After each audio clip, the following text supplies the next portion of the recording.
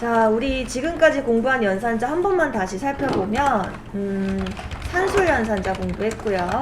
비교 연산자 공부했고요. 이제 마지막으로 논리 연산자를 공부해 보려고 합니다.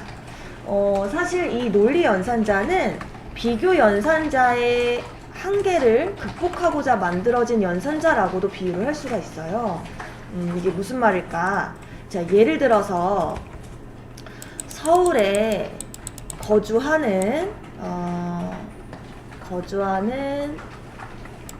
대학생 중에 여학생만 선별을 해서 그 수를 구하고 싶어요. 그러면 뭐 서울이라는 조건도 있지만 일단 대학생이라는 조건이 하나 있고요. 그죠? 그리고 성별이 여학생이라는 조건, 이렇게 두 가지 조건이 있습니다. 그럼 우리가 대학생이면서 여학생인, 즉 이 두 가지 조건을 모두 만족하는 사람을 찾아야 돼요. 네. 그때 대학생이라는 조건, 뭐 예를 들자면 나이가 20세 이상이고, 또 여자라는 조건, 주민등록상의 앞자리 번호가 2 또는 4인 사람을 모두 만족하는 사람을 구하시오, 이걸 얻고 싶은데, 비교 연산자는요 사실은 이 1번 단독, 2번 단독밖에 얻을 수가 없어요. 이 두 개를 하나로 묶어주는 역할은 못 돼요. 이게 아직 와닿지 않을 수 있거든요. 자, 예를 들어 볼게요. 자, 논리 연산자에는 크게 세 가지로 나눌 수가 있는데, 첫 번째로 AND 연산자가 있습니다. AND 연산자. 일단 이 영어식 표현을 암기를 하는 게 가장 좋은 것 같아요. AND 연산자.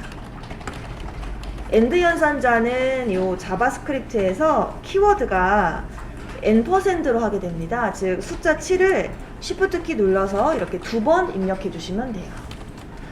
파이썬 같은 언어는 굉장히 직관적인 언어로 아예 키워드 자체가 AND예요. 그런데 자바스크립트는 특수 문자인 거죠. 그래서 이 용어도 기억을 해야 하는 게, 타 언어를 또 학습하게 되면 요게 등장할 수도 있거든요. 네. 자, 그 다음에 두 번째, 오어 연산자라는 게 또 있어요. 오어 연산자. 자, 오어 연산자는요, 우리 앞전에 역슬래시라고 하면서 엔터키 바로 위에 원표시가 있었어요. 이 원표시의 키 값을 Shift 키 누르고 입력을 하게 되면 막대기가 이렇게 생기게 됩니다. 요 막대기 두 개가 오어 연산자에 해당이 되겠습니다. 자, 마지막으로 우리 비교 때 배웠던 서로 같지 않다를 나타낼 때 썼던 느낌표도 이 논리 연산자에 해당이 돼서 얘는 not 연산자라고 이렇게 부르고 있습니다. 그래서 요 세 가지는 앞으로 매우 중요한 논리 개념으로 쓰이기 때문에 반드시 암기를 꼭 해주셔야 돼요. 자, 요 AND 연산자는 보통 이렇게들 말합니다. 양쪽 모두 참이어야 참이다. 양쪽 모두 참이어야 참이다. 아까와 같은 상황이에요. 아까처럼 나이가 19세 이상이고 동시에 성별이 2 또는 4인 사람이 바로 우리가 원하는 사람인 거죠. 그래서 이처럼 왼쪽의 조건과 오른쪽의 조건을 중간에서 연결해주는 다리 역할을 하는 게 바로 논리 연산자입니다. 그래서 비교 연산자를 묶어주는 역할을 한다. 네. 자, 그런데 이때 이처럼 왼쪽의 결과와 오른쪽의 결과가 모두 참이어야만 이 AND 연산자가 성립이 된다, 이렇게 기억을 해주시면 돼요. 그래서 예전에 여러분들 막 수학 시간에 막 이런 거 했었을 거예요. true 요런 건 안 해봤었나요? 네. 보통 이렇게 많이 적습니다. 이쪽도 true이고 또 오른쪽도 true이어야 AND 연산자는 true야, 이렇게들 많이 표현을 해요. 자, 반면에 이쪽은 true인데 반대쪽이 false라면 당연히 얘는 결과가 false이겠죠? 네. 요거 너무 길어지니까요, TF로만 표현합시다, 우리. 그죠? 네. TF. 또 한번 해봅시다. 이번에는 왼쪽이 false고 오른쪽이 true면 그래도 얘는 false. 또 false이자 false이면 당연히 false. 그죠?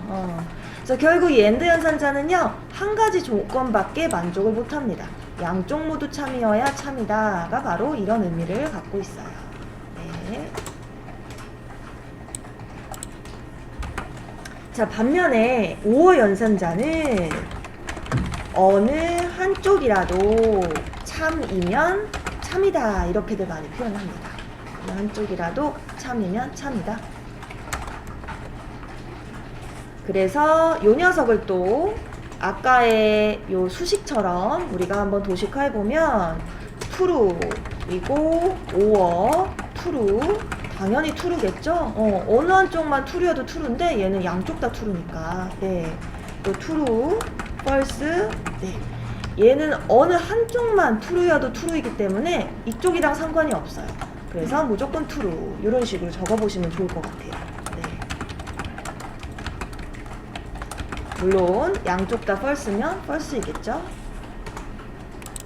자, 마지막으로 요 느낌표 연산자는 생각보다 업무상에서 아주 자주 쓰이는 연산자 중에 하나입니다. 지금 당장은 잘 안 쓰이겠지만 네. 그래서 요 녀석은요 사실 이런 역할을 해요. 반대 역할을 하거든요. 즉 참이면 거짓으로 변환을 해주시고 거짓이면 참으로 변환을 해주는 그런 역할을 하게 됩니다. 이게 도대체 무슨 말일까? 자, 예를 들어서 true라는 결과가 나오는 명령어가 있어요. 근데 그 앞에 느낌표를 붙여주시게 되면 얘는 false로 변환을 시켜주는 거예요. 또 반대로 느낌표 false라고 적게 되면 true로 변환을 해주는 역할을 하게 됩니다. 그래서 이 느낌표 연산자는 꼭꼭꼭 주의할 점이 무엇이냐면 느낌표 연산자를 부착할 수 있는 대상은 반드시 불린 타입의 true 또는 false이어야 돼요. 네, 이제 간혹 실수로 이런 숫자 10과 같은 데이터 앞에 느낌표를 붙이는데 이건 문법적으로 성립이 안 되는 겁니다. 네, 그 점 유념해 주시면 되겠어요. 자, 그러면 잠깐 밑에서 한번 그래도 적어봅시다. 그죠? document.write라고 해서 지금 예제처럼 red이라는 변수에다가 x에는 10, y라는 변수에 20을 하나 저장을 해놓고 한번 실습을 해보죠. 그래서 우리가 앞전에는 이런 식으로 했던 것 같아요. x야, 너는 y와 서로 같니? 이렇게 단순 구조로 쓰였던 거죠. 근데 이제는 그게 아니라 그와 동시에 뭐가 있을까요? x는 y보다 크니? 이런 식으로 한번 연습을 해볼까요? 그냥 임의로 마구잡이 식을 적어본 거예요. 네.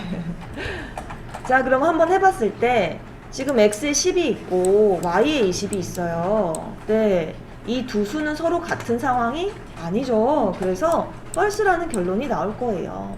또 오른쪽을 볼게요. 아이고, 오른쪽도 10이 20보다 크지 않네요. 그래서 결론적으로 false여서 얘는 결국 false가 나오겠네요.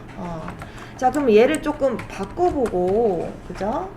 또 이거를 5어로 바꾸게 되면 얘는 좀 다른 것 같아요. 다시 한번 볼게요.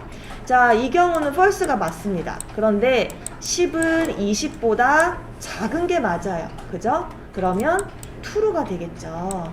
이 5어 연산자는 한쪽만 true여도 true이기 때문에 이 결과는 true가 나오겠구나. 네, 이런 식으로 여러분들 수식을 임의로 이렇게 저렇게 바꿔가면서 내가 이게 잘 독해가 되는지만 확인을 하고 넘어가시면 좋겠습니다.